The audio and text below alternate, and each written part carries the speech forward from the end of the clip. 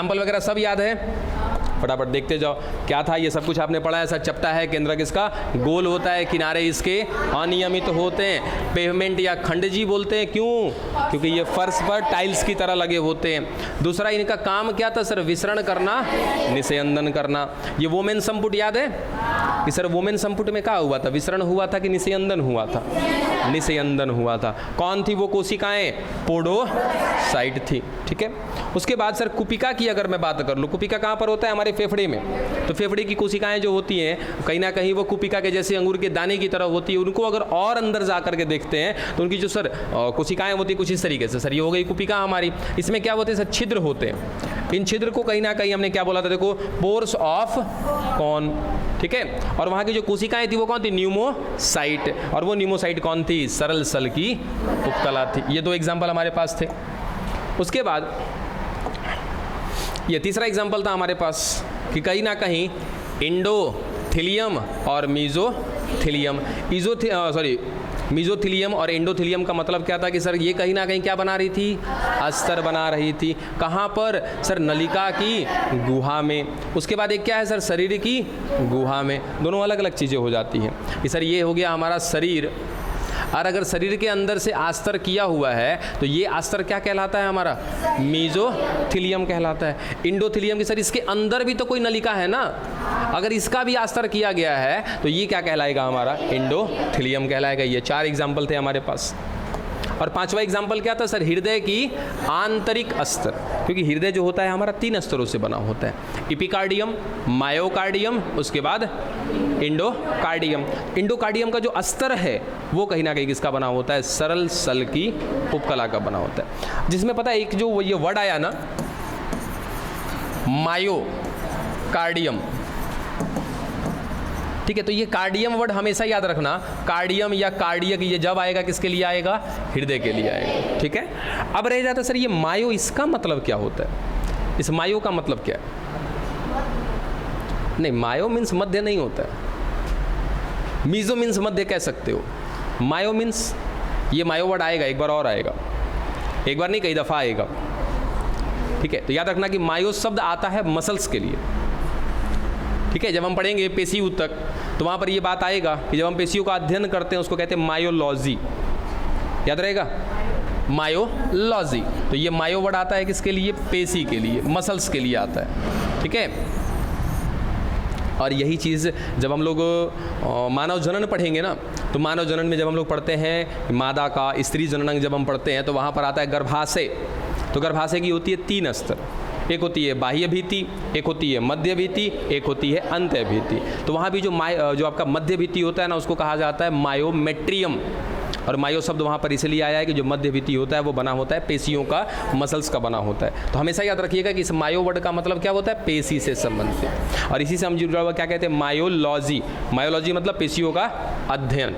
चलो, अब इसके बाद ये आता है आपके सामने कौन सा? सरल घनाकार उपकला। अब तनिक जरा फटाफट पढ़ लो इसको, फिर हम एक्सप्लेनेशन दे देते हैं इसका।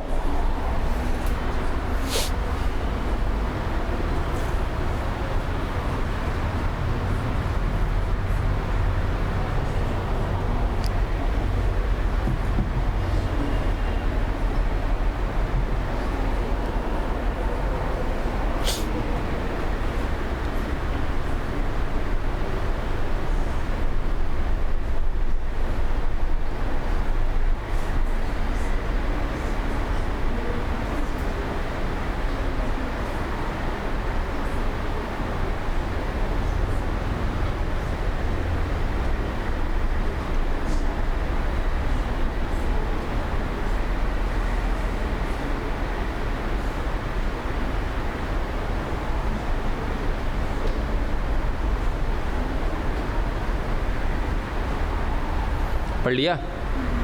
चलो, क्या क्या चीज़ है? ये तो पहले लाइन हमको तो अच्छे से क्लियर है कि सर इनका आकार कैसा होगा? घन के जैसा होगा, इसलिए तो क्या बोला है इसको? घनाकार। अच्छा, एक सवाल हमारे मन में फंस रहा, जरा बताइएगा तो, इसको सरल घनाकार काहे बोले हैं? सरल काहे बोल दिए इसको? सर घन के आकार का इसलिए क्या बोल दिया? घनाकार बोल दिया, लेकिन सरल काहे बोले? एक स्तर में। बैठिए, क्लियर है? यही चीज़ लॉजिक किसके साथ लगा था?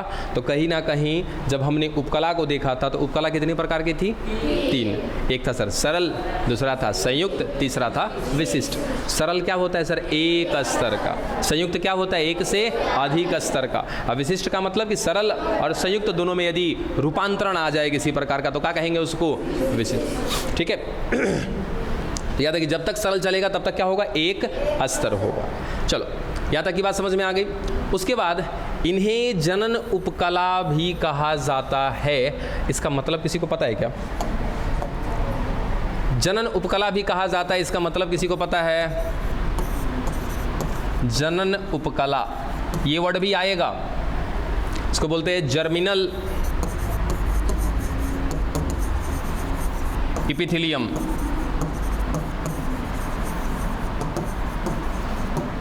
ये जर्मिनल एपिथेलियम या जनन उपकला से संबंधित कोई शब्द पढ़ा है कभी? जानने की कोशिश की है? कोई बात नहीं, समझाते हैं हम। देखिए जब हम पढ़ेंगे वहाँ पर वापस आएगा क्या? मानव जनन जब आएगा आपका, रहने देते हैं इसको यहीं पर। देखिए जब मानव जनन का चैप्टर आएगा ना तो वहाँ पर हम लोग पढ़ेंगे क्या कि मानव जनन में भी कौन सा जनन? तो नर जनन अंग जब पढ़ेंगे तो नर जनन अंग में नर जनन अंग कौन होता है? बताओ जरा मुझे। एक मादा में मादा जनन अंग होता है, वैसे ही नर में क्या होगा? नर जनन अंग होगा। जैसे आपने पुष्प में पढ़ा था, पुष्प में तो सर बहुत सारी चीज़ें होती हैं, लेकिन पुष्प का एक ऐसा भाग होता है जिसको क्या कहते हैं हम लोग? नर जनन अंग। एक ऐसा भाग होता है जिसको कहते हैं मादा जनन अंग। वैसे ही अगर मनुष्य में बात करें तो नर के शरीर में सर बहुत सारे जनन अंग हैं, लेकिन उसमें से मुख्य रूप से किसको कहते हैं? जनन अंग। मादा में भी सर बहुत सारा है, ठीक है, उसको केवल जनन तंत्र बोलते हैं, क्योंकि सर क्या है? बहुत सारे अंगों से मिल करके बना हुआ है, तो नर जनन तंत्र बोलते हैं, यानी कि बहुत सारे अंग शामिल हैं उसमें। उसी तरीके से क्या कहते हैं? मादा जनन तंत्र कहते हैं। सर मादा में भी क्या होगा? बहुत सारे अंग शामिल होंगे, लेकिन जो बहुत सारे अंग हैं उनमें से किसी एक को क्या कहते हैं? मादा जनन अंग कहते हैं। और नर में भी क्या किसी एक को क्या कहते हैं हम लोग? नर जनन अंग कहते हैं। तो तंत्र का मतलब क्या होता है सर? समूह होता है। अगर मैंने बोला है क्या अंग तंत्र, इसका मतलब किसका समूह? अंगों का समूह। सर मान लिया जाए कि एक ऐसा अंग तंत्र है जिसको हमने बोला नर जनन तंत्र बोल दिया। चलो ये किसका है? ये नर जनन तंत्र का है। सर नर जनन तंत्र में 1 2 3 चलो 4 अंग से मिलकर के बना हुआ है क्या? नर जनन तंत्र। इनमें से कोई एक होगा जिसको मैं क्या बोलूँगा? नर जनन अंग बोलूँगा। समझ में आया? तो याद रखना कि जो नर में नर जनन अंग होता है वो होता है बच्चा वृषण। ठीक है, जिसको हम लोग बोलते हैं इंग्लिश में टेस्टिस, वृषण। ठीक है, आएगा, पढ़ेंगे ये सब कुछ। अब वृषण में जब हम जाकर के पढ़ने की कोशिश करते हैं कि वृषण क्या चीज होता है, देखो वृषण क्या होते हैं सर? ये 2 अंडाकार संरचना होती है, ठीक है, एक साथ जुड़े होते, एक थैली में होते, वो सब कुछ आएगा जब हम लोग उस समय पढ़ेंगे। अब जब इसके अंदर जाएंगे ना तो इसी वृषण के अंदर किसका निर्माण होता है बच्चा? शुक्राणुओं का निर्माण होता है। ठीक है, इसी वृषण के अंदर किसका निर्माण हो रहा है? शुक्राणु का निर्माण हो रहा है। अब ध्यान रखना कि सर चाहे नर जनन अंग हो या मादा जनन अंग हो, हम उसी अंग को नर जनन अंग या उसी अंग को मादा जनन अंग कह सकते हैं जिस जगह पर युग्मकों का निर्माण होता है। बस समझे? एक नर में जो नर युग्मक है वो कौन है? शुक्राणु। एक मादा में जो मादा युग्मक है वो कौन है? तो अंडाणु। तो सर अंडाणु जहाँ पर बनेगा ना उस अंगों को क्या बोलेंगे? मादा जनन अंग। जहाँ पे शुक्राणु बनेगा उसको क्या बोलेंगे? नर जनन अंग। तो मादा में कहाँ पर बनता है? अंडाशय में बनता है। याद रखना, कहाँ पे बनता है? अंडाशय में बनता है। तो अंडाशय क्या होगा सर? मादा जनन अंग। उसी तरीके से ये जो वृषण है, ये वृषण क्या है? नर जनन अंग। जब वृषण को बढ़िया से स्टडी करोगे तो पता चलेगा कि सर इसके अंदर, इस वृषण के अंदर होती है ऐसे पालियां। जैसे कि सर ये बहुत बड़ा एक हॉल है, इस हॉल में हमने सर पार्टीशन कर दिया, ये दीवार लगा दिया, एक रूम इधर हो गया, एक रूम उधर हो गया, इसको क्या बोलते हैं? पाली बोलते हैं। ठीक है, वैसे ही इसके अंदर बहुत सारी पालियां होती है। इस पालियों के अंदर होते हैं ऐसी नलिकाएं। ठीक है, अब इन नलिकाओं को मैं थोड़ा सा बाहर बना रहा हूं, देखो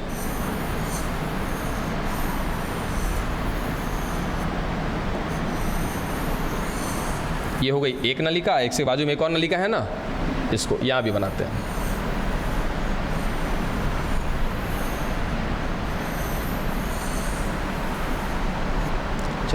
ये कौन है? तो याद रखना, इनको कहते हैं हम लोग शुक्रजनक नलिका। ये शुक्रजनक नलिका कहाँ पर मिल रही है? वृषण में मिल रही है। ठीक है, उतना ज़्यादा डिटेल आपको ध्यान नहीं देना, बस मैं लास्ट एक पॉइंट को कहूँगा, बस वहाँ पे आपको ध्यान रखना है फिलहाल। बाकी तो ये बहुत ही डिटेल में पढ़ना है। जिस जब ये आएगा चैप्टर, उस समय करीब महीनों लग जाएंगे इस चैप्टर को ख़त्म करने में, एक एक स्टेप पढ़ेंगे। फिलहाल कि सर वृषण है, इस वृषण के अंदर क्या मिल रहा है? शुक्रजनक नलिका मिल रहा है। कितना मिल रहा है, क्या मिल रहा है, वो सब अभी कुछ नहीं, जब आएगा तो वहाँ कहेंगे 250 से 300 मिलता है। ठीक है, फिलहाल कि सर शुक्रजनक नलिका मिल रही है। ये शुक्रजनक नलिका एक स्तर में दिख रही है कि 2 स्तर में दिख रही है? सर 2 स्तर में दिख रही है, एक बाहर से और एक अंदर से दिख रही है। चलो, एक इसमें यहाँ पे जैसा होगा वैसा यहाँ पर भी होगा। ठीक है, तो इस जो शुक्रजनक नलिका की 2 स्तर है बच्चा, इस बाहर वाले को हम कहते हैं ट्यूनिका प्रोप्रिया। मत याद करना इस ट्यूनिका प्रोप्रिया को, छोड़ देना फिलहाल के लिए। ठीक है, फिर बाहर वाला स्तर कौन? Tunica propria. आए जो नीचे वाला है ना, इसका नाम है जनन उपकला, जर्मिनल इपिथीलियम। यही तो हम लोग आने थे ना, यही शब्द तो लिखा था क्या कि सर जो घनाकार वाला है हमारा, सरल घनाकार उपकला जो ऊतक है, उसको हमने एक नाम दिया है। क्या नाम दिया है? जनन उपकला। तो जानना पड़ेगा ना जनन उपकला होती कहाँ पर है, तो कहाँ पर है कि सर एक नर जनन अंग में जो वृषण होता है, उस वृषण के अंदर क्या होता है? शुक्रजनक नलिका होती है। वो शुक्रजनक नलिका कितनी स्तर में होती है? 2 स्तर में। इस शुक्रजनक नलिका की जो सबसे अंदरूनी स्तर है ना, उसको क्या बोलते हैं हम लोग? जनन उपकला। और ये जनन उपकला बनी है किसकी बच्चा? सरल घनाकार उपकला ऊतक की बनी हुई है। बात पल्ले पड़ा? अब एक सवाल और रह जाता है कि सर इसको जनन उपकला काहे बोला? कोई तो रीजन होगा ना। जनन उपकला इसलिए हमने बोला है क्योंकि सर ये निर्माण करेगा किसका? जनन कोशिका का निर्माण करेगा। बात समझे? किसका निर्माण करेगा? जनन कोशिका। एक नर के अंदर जनन कोशिका कौन होता है? शुक्राणु। एक मादा के अंदर जनन कोशिका कौन? अंडाणु। ठीक है, इसका मतलब कि सर जब हम लोग अंडाशय पढ़ेंगे ना, उस अंडाशय में भी आएगा कौन? जनन उपकला आएगा। ठीक है, क्योंकि सर वहाँ भी क्या बन रही है? जनन कोशिका बन रही है। जनन कोशिका कौन बनाता है? जनन उपकला बनाता है। ठीक है, तो बस सिंपल सा कि सर ये सरल घनाकार उपकला ऊतक कहाँ पर होता है? तो नर का जो वृषण है उसके वृषण में मिलती है शुक्रजनक नलिका। शुक्रजनक नलिका की जो अंदरूनी स्तर होती है वो कहलाती है सर हमारी कौन सी? जनन उपकला। और वो बनी होती है किसकी? सरल घनाकार उपकला ऊतक का। यही जिम्मेदार होता है सर कि यहाँ से इन्हीं की कोशिकाएँ आगे चल करके बदल जाती हैं किसमें? शुक्राणु में। यानी कि इसी के अंदर क्या बनते हैं? शुक्राणु बनते हैं। ऐसे कैसे बनते हैं, कौन बनाता है, वो कहानी अभी बहुत दूर है आपसे। ठीक है, याद रहेगा ये चीज़। चलो हो गया ये। सर ये जनन उपकला कहा जाता है। क्यों कहा जाता है? क्योंकि ये जनन कोशिका का निर्माण करता है। कहाँ पर पाया जाता है वो हमें समझ में आ गया। अब इसका कार्य क्या होता है सर? अवशोषण करना, श्रावण, अरे सौ छूटा हुआ है, श्रावण करना और उत्सर्जन करना। अवशोषण मतलब सर किसी को सोखना, श्रावण माने कुछ श्रावित करना, उत्सर्जन मतलब कुछ अपशिष्टों को बाहर निकालना। ठीक है, ये तीनों इसी के काम है। एग्जाम्पल सर हमारे पास क्या है? अग्नाशय की एक्नी कोशिका। समझिएगा अग्नाशय की एक्नी कोशिका के बारे में।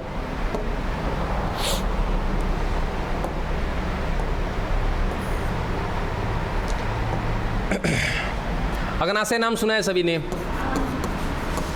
अग्नाशय को क्या बोलते हैं सर? पैनक्रिएट या पैनक्रियाज बोलते हैं। देखो सर ये हो गई हमारी अग्नाशय। ठीक है, अब अग्नाशय का कार्य क्या? अग्नाशय क्या है? एक प्रकार से आपसे पूछे कि अग्नाशय क्या है? हाँ, ग्रंथि है। चलिए, ग्रंथियाँ कितने प्रकार की होती हैं? ग्रंथियाँ कितनी प्रकार की होती है? आपने कहा सर ये अग्नाशय ग्रंथि है। चलो बोला, मान लिया आपकी बात। अच्छा, लास्ट टाइम पे सैटरडे को जो क्लासेस हुई थी, पढ़ाई से संबंधित तो नहीं था? जो था वो आपके दिमाग में है पक्का? जाके बोले पापा को? क्या नहीं बोला? अरे बोले नहीं तो कम से कम पूछ तो लेते कि क्या करते हैं सुबह से शाम तक 8 घंटा क्या करते हैं, जरा कम से कम बता दीजिए हमें। अब बाबूजी बिजनेसमैन होंगे तो अगर बातें अलग है, तो लोग तब कबो नहीं समझेगा, है ना। जिसके घर पे अंधाधुन पैसा आ रहा होगा वो कबो नहीं समझेगा कि मेहनत क्या चीज़ होता है, और जिसके घर पे समस्या होगा वो समझेगा। खैर, समझना चाहिए आपको। चलो वापस, सर ये ग्रंथि है, ठीक है। अब ग्रंथि का काम तो छोड़ो बाद में, पहले ग्रंथियाँ कितने प्रकार की होती है ये बताओ। 5 प्रकार की होती है। चलो कौन कौन सी होती है? ये जुबान, ये शटर खोलने से पहले ज्ञान होना चाहिए कि उसके बारे में जानकारी है कि नहीं, जिसको हम निकाल रहे हैं बाहर। बताइए, हो सकता है कि तुक्का मार दिए, सही हो गया। आप ही को नहीं, सभी को कह रहे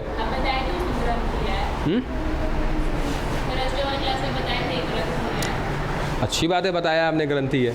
अब आपको ये जानकारी नहीं है ग्रंथि कितनी प्रकार की होती है? का है बचिया, नींद लग रहा है तुमको, क्या बात है? मत कहना कि सर नहीं सो रहे हैं, कहो तो नहीं कि नहीं सो रहे हैं, सो रहे हैं ना, बोलिए और जोर से बोलिए। ए बात नहीं, रुको, सो रहे थे ना, नहीं सुनाई दे रहा है? जा जल्दी जाके मुंह धो के आ जा, जल्दी जा। कितना ये तो लोग के गाँव में की ना है जी, घरे जाके खबर करना कि ढेर काम मत करवाइए इससे, जाके क्लास में सो रही है, हैं? पंखा चालू है इसीलिए। तो सूझ जाए, बढ़िया से बिछौना लेकर आया, सूझ जाओ। चलो यहाँ देखो ध्यान रखना, ग्रंथियाँ बाबू होती हैं 3 प्रकार की, ठीक है। एक को कहते हैं बाह्यस्रावी। हाँ, कभी से दिमाग में नहीं आ रहा था ये, मेरे ख्याल से बताया भी है आप लोगों को, ठीक है, हमने बताया है। चलो फटाफट सुन लेते हैं इसको कि ग्रंथियाँ होती हैं 3 प्रकार की। सर पहला बाह्यस्रावी, दूसरा अंतःस्रावी। अरे आपका सोचना आपके तक रह गया, हम तक पहुंचेगा तब ना। हम बेइज्जती कहाँ करते हैं जी, हम बेइज्जती करते हैं? ये सब भ्रम में है आप लोग।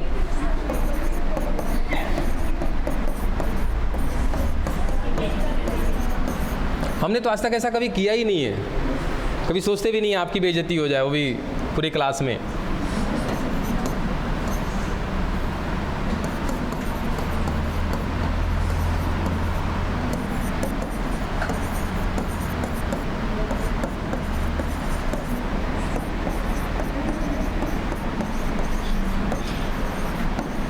बस हम ये चाहते हैं कि जो आपको पढ़ाया वो आपके दिमाग में रहे। कैसे आपके दिमाग में नहीं रहता है, पता नहीं क्या करते हैं आप। 6 ना है मैं जी, वो बताए हैं कि जाके कुछ नहीं करना, 1 बाल्टी पानी लेना, मुड़ी डुबा के देखो हवा वना ना निकल रहा है, घुसता ही नहीं है, घुसता है तो निकल जाता है तुरंत।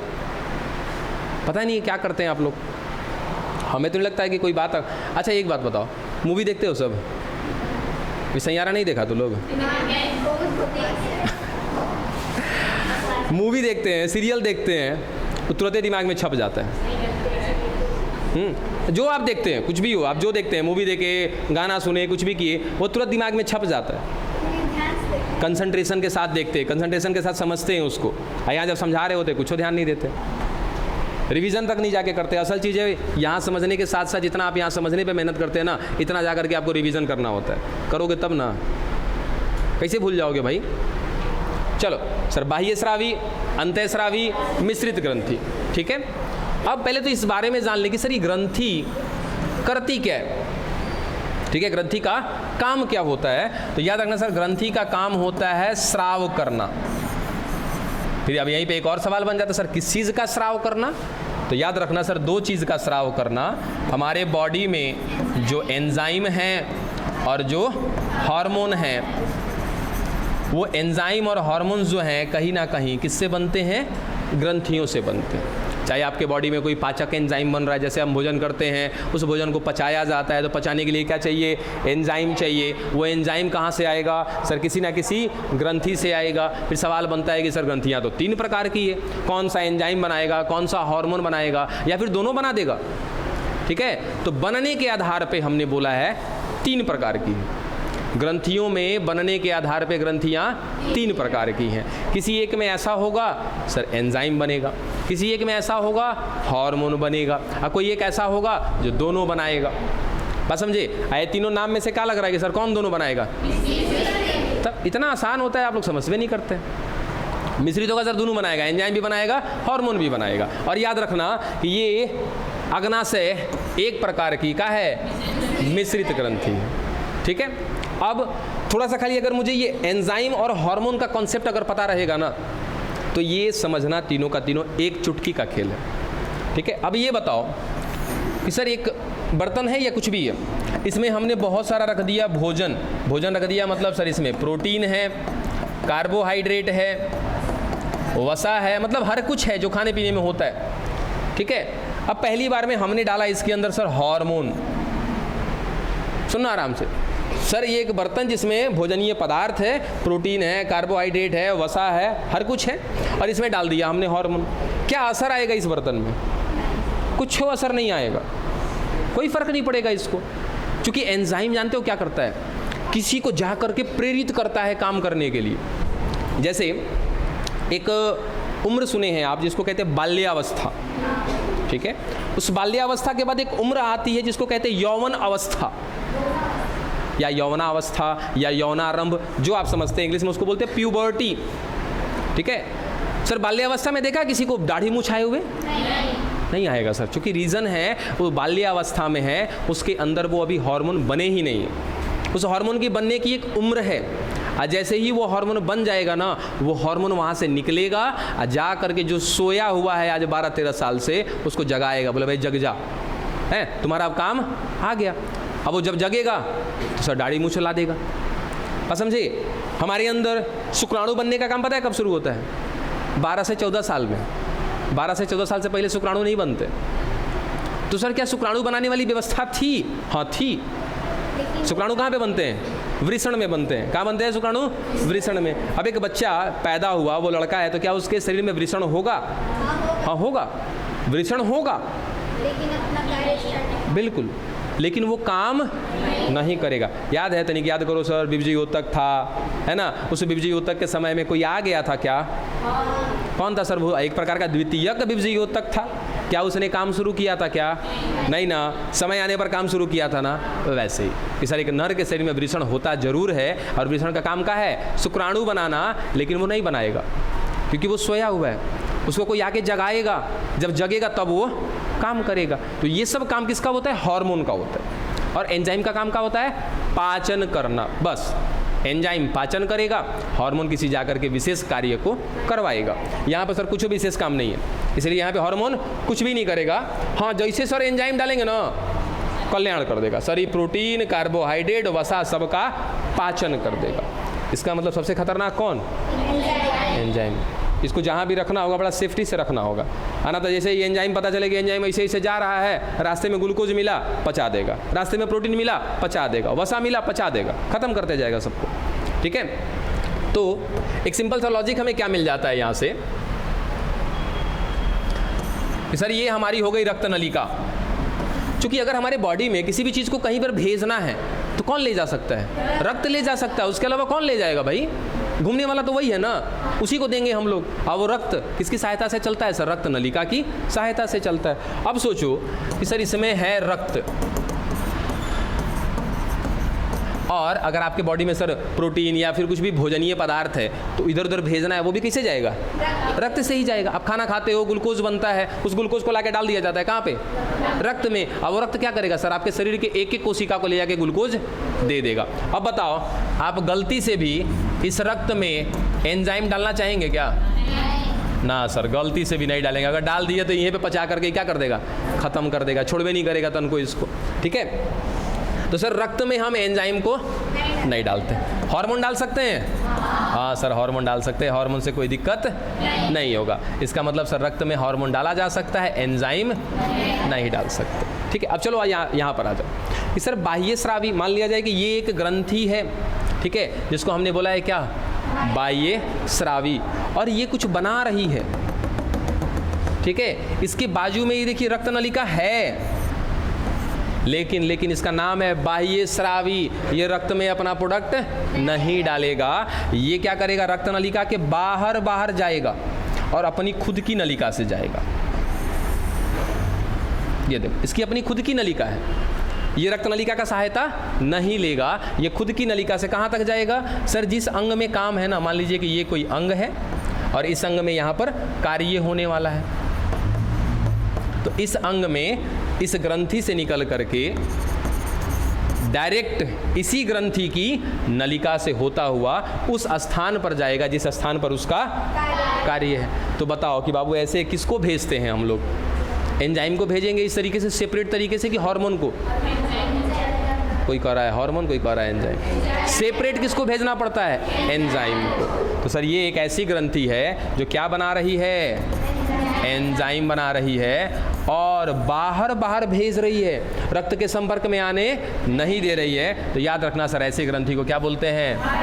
बाह्य स्रावी। कुल मिला जुला के सर एक ऐसी ग्रंथि जो एंजाइम का निर्माण करती है, एंजाइम बनाती है और खुद की नलिका से उस स्थान तक भेजती है जिस स्थान पर उस एंजाइम का कार्य है। ऐसे ग्रंथियों को क्या कहेंगे? बाह्य स्रावी। यानी कि सर बाहर भेजना है। ठीक है, तो बाह्य स्रावी ग्रंथियां क्या बनाती हैं? एंजाइम बनाती है। पहले क्लियर हो गया? ठीक है। अब आता है सर अंतः स्रावी। अंतः माने सर अंदर से। किसके अंदर से? रक्त के अंदर से होके जाएगा। रक्त के अंदर से कौन होके जा सकता है सर? ये हार्मोन जा सकता है। इसका मतलब कि ये अंतः स्रावी जो ग्रंथियां होती हैं ये क्या बनाती हैं? हार्मोन बनाती है। ठीक है। एक और चीज़ की सर मिश्रित ग्रंथि, ये क्या बनाएगा? दोनों बनाएगा, हार्मोन भी बनाएगा और एंजाइम भी बनाएगा। अब जरा मुझे बताना कहाँ पे है जी हम लोग? देखो, क्या हम ऐसा कहें कि सर ये देखिए 3 ग्रंथियां बनाते हैं।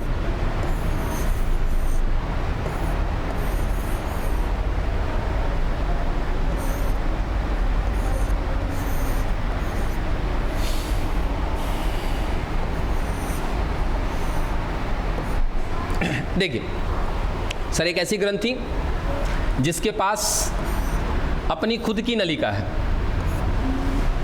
ठीक है, खुद की नलिका है मतलब क्या बना रहा होगा? अंदर एंजाइम बना रहा होगा। ठीक है सर, इसके पास खुद की नलिका नहीं है, ये किसका सहायता ले रहा है? रक्त नलिका का सहायता ले रहा है। इसका मतलब ये क्या बना रहा है?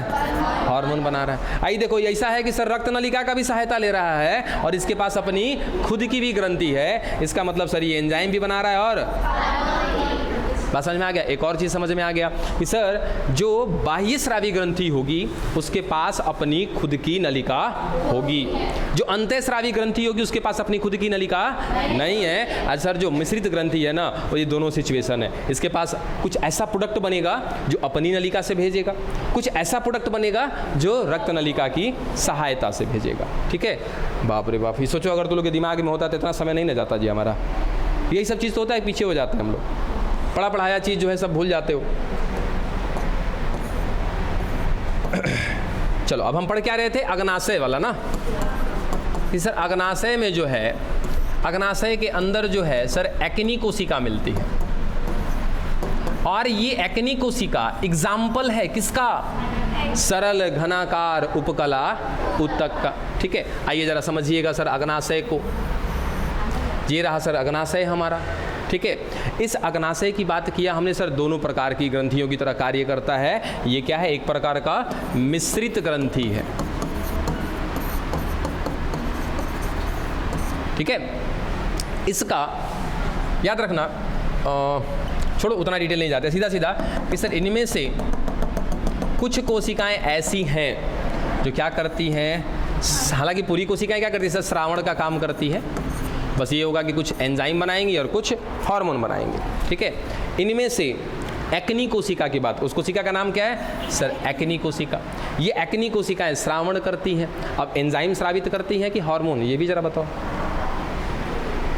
कभी नहीं पढ़ाया आप लोग को अग्नाशय? नहीं बताया? चलो कोई बात नहीं। देखो ध्यान रखना कि सर इस अग्नाशय का 99% भाग और एक फिर क्या बच जाएगा? 1% भाग। इसका जो 99% भाग होता है ये कार्य करता है अंतःस्रावी के जैसा, बात समझे? और 1% भाग कार्य करता है इसका बाह्य स्रावी के जैसा। ठीक है, तो ये कहाँ गया? ये जो एक्नी कोशिका है ना, याद रखना सर, ये कौन है? उसी 99% भाग का हिस्सा है। यानी कि वो एक्नी कोशिका कौन है सर? अंतःस्रावी वाले भाग का है। अंतःस्रावी क्या बनाएगा? हार्मोन बनाएगा। तो याद रखना कि सर ये एक्नी कोशिका कहीं ना कहीं क्या कार्य करती है? हार्मोन बनाने का। अब आ जाओ एग्जाम्पल पे, ये देखो हो गया है अग्नाशय की एक्नी कोशिका श्रावण करने का काम कर रही है। सर पसीने की ग्रंथि, अब ये कौन है सर? अग्नाशय की एक्नी कोशिका जो है ये एक प्रकार की सरल घनाकार उपकला ऊतक है।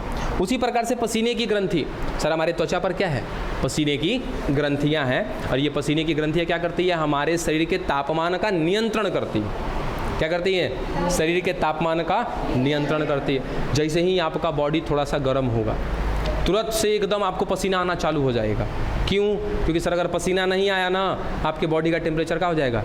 बढ़ने लगेगा। और अगर आपके बॉडी का टेम्परेचर बढ़ने लगा आपका शरीर के अंदर मिलने वाला जो एंजाइम है, जो हार्मोन है, वो काम करना बंद नहीं करेगा, स्लो कर देगा। इसीलिए जानते हो स्लो हो जाएगा तो क्या हो जाएगा? आपके अंदर एनर्जी नहीं रहेगा, आप एकदम सुस्त महसूस करेंगे अपने आप को। इसीलिए बुखार में देखो सुस्त नज़र आते हैं आप। क्या है कि सर बुखार में हमारा बॉडी का टेम्परेचर बढ़ा हुआ है, तो ना तो बढ़िया से एंजाइम काम कर रहा है ना बढ़िया से हार्मोन काम कर रहा है, आप एकदम सुस्त हो जाइएगा, आपके अंदर एनर्जी नहीं रहेगा। तो ये पसीने की ग्रंथि क्या करती है? जैसे टेम्परेचर बढ़ा तुरंत पसीना निकाल करके आपका बॉडी का टेम्परेचर डाउन कर देती है, कम नहीं करती है, लाकर वापस कर देती है कितना पर? 37 डिग्री सेल्सियस पर। सोचो हमारे बॉडी का टेम्परेचर कितना? 37 डिग्री सेल्सियस। इस क्लासरूम का टेम्परेचर देखेंगे तो लगभग 40 डिग्री होगा।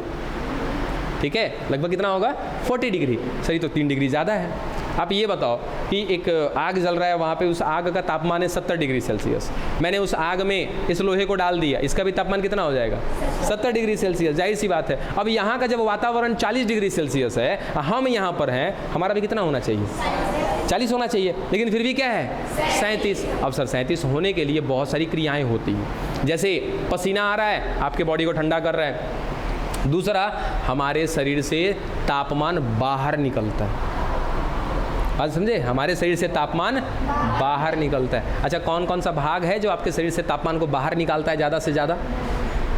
सर हमारे शरीर के एक एक अंग से तापमान निकलेगा। नहीं विश्वास है ना तो किसी को टच करके देखिएगा, गर्म लगता है ना, वो क्या कर रहा है? तापमान बाहर निकाल रहा है। लेकिन आपके शरीर के कौन से भाग से ज़्यादा तापमान निकलेगा बाहर? तो फील कर रहा है उसको टच करके? बाहर है होशियार है। चलो क्या पूछे? कौन से अंग से ज़्यादा तापमान? देखो तापमान मैनेज कर रहा है हमारा। बिल्कुल ज़्यादा से ज़्यादा कान, नाक, हाथ, पैर, इन सब अंगों से तापमान ज़्यादा निकलता है। ठीक है, ठंडे के दिन में देखते हो हम लोग ये सब पैक करते हैं ज़्यादा। खूब आप जैकेट माकेट पहन लो, एक कान खुला छोड़ दो, हाथ खुला छोड़ दो, पैर खुला छोड़ दो, कांपते रहोगे। एगो शर्ट पहन लो खाली बढ़िया से, हाथ, मुंह, कान, पैर ये सब अगर बढ़िया से पैक रहेगा आपको ठंडा बहुत कम लगेगा। चलो, तो सर पसीने की ग्रंथि क्या है? एक प्रकार की सरल घनाकार उपकला है। दूसरा सर थायराइड ग्रंथि की पुटिका कोशिका। अब थायराइड ग्रंथि क्या है? सर थायराइड ग्रंथि यहाँ पाई जाती है। ठीक है, वो क्या करती है? थायरोक्सिन नामक हार्मोन स्रावित करती है। ठीक है, जो थायराइड ग्रंथि में कहीं ना कहीं थायराइड होने से क्या करता है? कंट्रोल करता है हमें। तो थायरोक्सिन हार्मोन जहाँ पर बन रहा है ना, उस थायराइड ग्रंथि की जो कोशिकाएं हैं वो भी किसकी बनी हुई है? सरल घनाकार उपकला ऊतक की बनी हुई है। उसके बाद सर वृक्काणु। वृक्काणु अभी फिलहाल पढ़ाया था आप लोगों को। उस वृक्काणु में, उस नेफ्रॉन में हमने क्या देखा था? वोमेन संपुट। वोमेन संपुट के बाद कौन आया था? पीसीटी। पीसीटी के बाद कौन? हेलेलूप। हेलेलूप के बाद कौन? डीसीटी। डीसीटी के बाद कौन? सीडी। ठीक है, ये एक तरीके का स्ट्रक्चर बताया था आपको, जिसमें पीसीटी, देखो वोमेन संपुट की बात नहीं कर रहे हैं। वोमेन संपुट किसका बना है? सरल सल की उपकला का। सरल सल की उपकला से जो बना है उस वोमेन संपुट का कौन सा भाग बना है सरल सल की उपकला से? केवल आप खड़े हो जाइएगा, बताइए। वोमेन संपुट सर कप के आकार की संरचना है। उस वोमेन संपुट का कौन सा भाग सरल सल की उपकला का बना हुआ है? पोडोसाइट कहाँ पर पाया जाता है? आप सही बोले सर, पोडोसाइट की कोशिका जो है सरल सल की आपकी उपकला की एग्जाम्पल है वो, लेकिन वो पोडोसाइट होता कहाँ पर है? वोमेन संपुट में। बैठ जाइए, हमें पता है कहाँ पर जी, आप बताइए कहाँ पर छिद्र होता है वो? पोडोसाइट की कोशिकाओं में छिद्र होता है। वो पोडोसाइट मिलता कहाँ पे है? वोमेन संपुट में। वोमेन संपुट में कहाँ पर मिलता है? बैकवर्ड वर्क कहीं के, बैठ जाओ, कोई बताने वाला है? आंतरिक स्तर में। सर जो वोमेन संपुट है इसकी 2 स्तरें थी, बाह्य स्तर, आंतरिक स्तर। तो जो आंतरिक स्तर था उसकी कोशिकाओं को बोला था सर पोडोसाइट। अब पोडोसाइट बनी होती है सरल सल की उपकला उत्तक की। इस पोडोसाइट की खासियत है इसमें क्या होता है? छिद्र होता है। कैसे भूल रहा है जी सब? ईमानदारी बताएं, बड़ी तेज गुस्सा आता है हमको, बहुत ज़्यादा तेज गुस्सा आता है। चलो तो अब वापस आ जाइए यहाँ पर कि क्या हम सर वहाँ पर क्या देखे थे? सरल सल्की का एग्जाम्पल देखे थे। तो आपका जो ये इस तरीके से था, ऐसा ही था ना?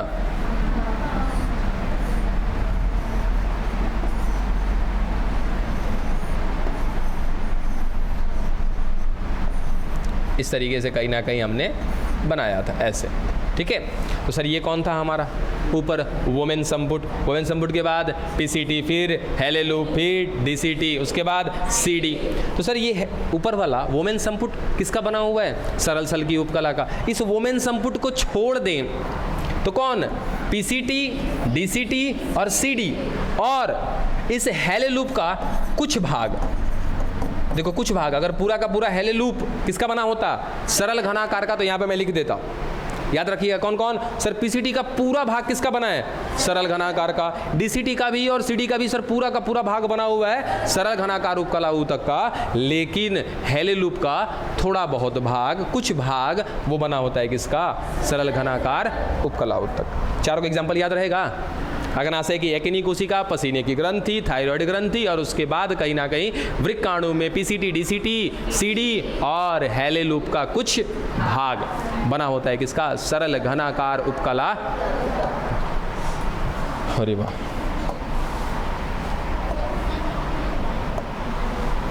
चलो अब कौन आ गया सर? सरल स्तंभाकार उपकला उत्तक। पढ़ो जल्दी फटाफट।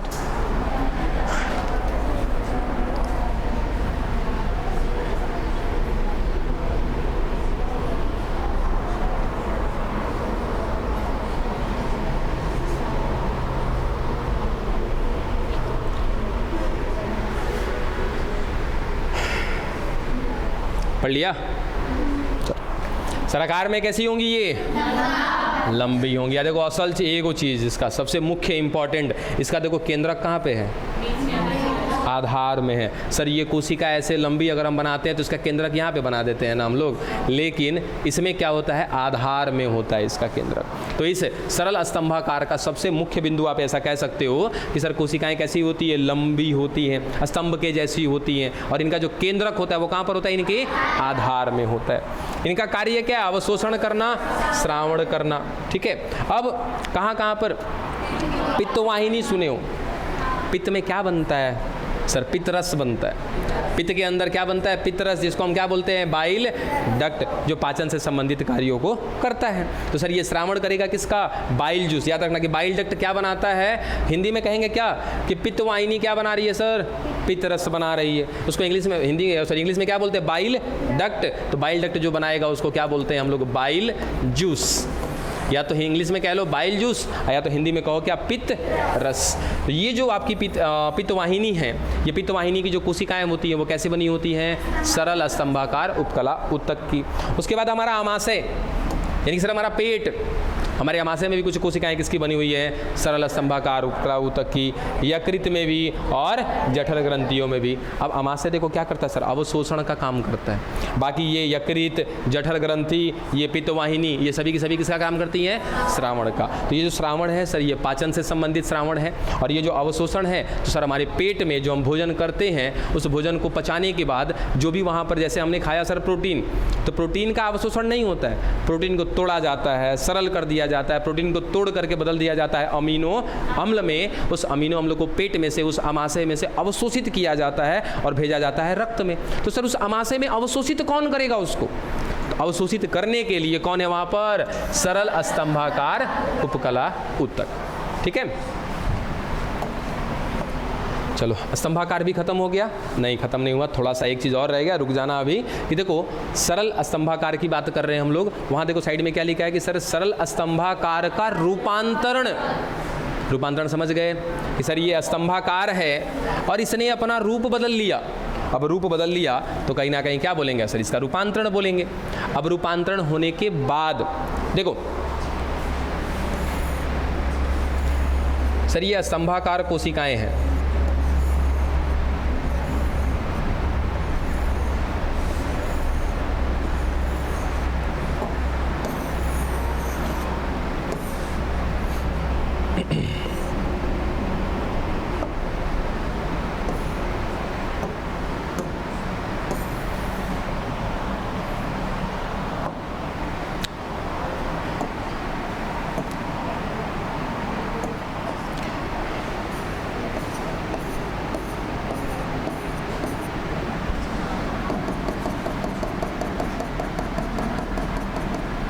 देखो थोड़ा सा अंतर दिख रहा है सर, रोम जैसी संरचना दोनों पर दिख रही है। दोनों में कैसी संरचना? रोम जैसी सर, ये भी रोम जैसी और ये भी रोम जैसी, लेकिन थोड़ा सा अंतर दिख रहा है क्या सर? एक में संख्या कम है, दूसरे में संख्या ज़्यादा है। एक में जो रोम मिल रहे हैं सर वो लंबे हैं, एक में क्या है? छोटे हैं। ठीक है, अब देखो सर छोटे हैं इसलिए क्या बोला इनको? सूक्ष्म अंकुर।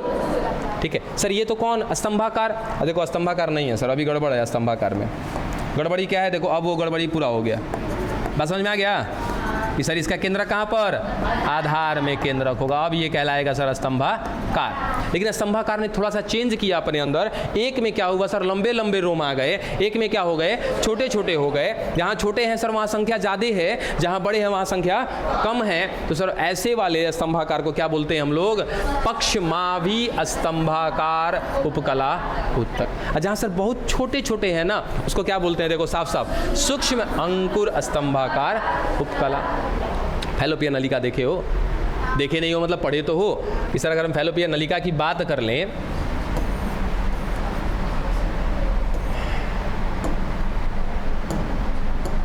देखो जब हम मादा जननांग बनाते हैं ना तो कुछ इस तरीके से ये होता है अंडाशय और ये होती है हमारी फैलोपियन नलिका। ऐसी फैलोपियन नलिका के अंदर क्या होता है? पक्षमाभ होता है, ऐसे बड़े बड़े कोशिकाएं होती हैं। और ये जो फैलोपियन नलिका है यहाँ पर मिलने वाली जो कोशिकाएं हैं वो कौन है सर? सरल स्तंभाकार। सरल स्तंभाकार में भी कौन सा? पक्षमाभी वाली होनी चाहिए। ठीक है, अब यहाँ से क्या सर अंदर अंदर कौन बनेगा? अंडाणु। इस अंडाणु को क्या निकाला जाएगा? बाहर। एक समय आएगा कि जहाँ से अंडाणु को यहाँ से निकाल दिया जाएगा बाहर। जब ये अंडाणु सर निकल करके इस फैलोपियन नलिका में आ जाएगा ना, तो इस फैलोपियन नलिका में इस अंडाणु को आगे बढ़ाने के लिए, आगे गति कराने के लिए कौन जिम्मेदार होता है? यही पक्षमाभ। ये हिलता डुलता रहता है और धीरे धीरे क्या करेगा? इसको आगे लेकर के जाएगा। चलो अब ये लास्ट एक दूसरा कि सर ये छोटी छोटी वाली कहाँ पर मिलती हैं? तो याद रखिएगा कहाँ पर मिलती है बच्चा? गाल ब्लाडर में मिलती हैं, यानी कि पित्ताशय में, और ये संबंधित होती है अवशोषण से।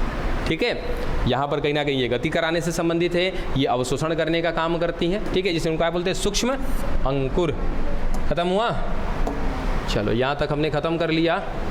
क्या खत्म किया जरा देखो तो? सल्की खत्म हो गया, घनाकार खत्म हुआ, स्तंभाकार खत्म हुआ। कल आप पढ़ करके आना कि हम इसको कूट या आभासी क्यों कहते हैं, इसका जवाब चाहिए हमको। बुक में नहीं दिया है ना? मोबाइल यूज़ करते हो ना? ऐसे तो मोबाइल यूज़ कर ही लेते हो, क्या करोगे नहीं पता हमें, बस इसका जवाब चाहिए कि कूट या आभासी क्यों कहते हैं। डन?